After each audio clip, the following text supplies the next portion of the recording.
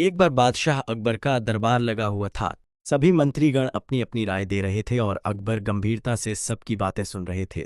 तभी दरबार में दो व्यापारी आए जो आपस में झगड़ रहे थे। दोनों की आवाज इतनी तेज थी कि पूरा दरबार गूंज उठा।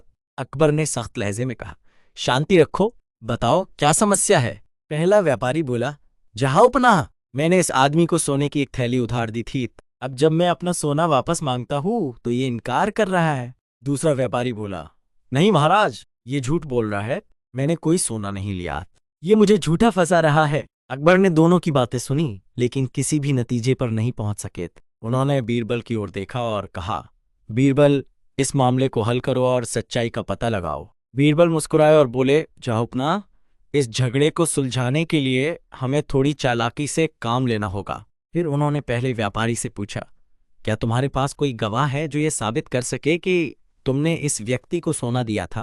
पहला व्यापारी निराश स्वर में बोला, नहीं बीरबल जी, जब मैंने इसे सोना दिया था तब कोई मौजूद नहीं था। बीरबल ने थोड़ी देर सोचा और फिर कहा, ठीक है, ये बताओ कि तुमने सोने की थैली इसे कहाँ दी थी। व्यापारी बोला, जहांपनाह, मैं एक पीपल के पेड़ के नीचे खड़ा था और वहीं इस व्यक्ति को सोने की थैली दी थी। बीरबल ने मुस्कुराते हुए कहा, बहुत बढ़िया, तो ये मामला अब हल हो सकता है।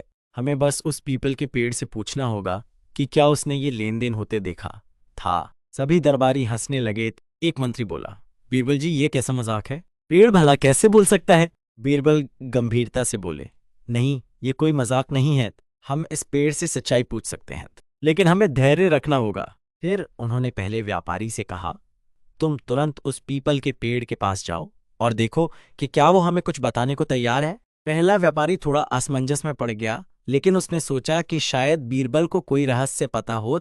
वो तुरंत पेड़ की ओर चला गया।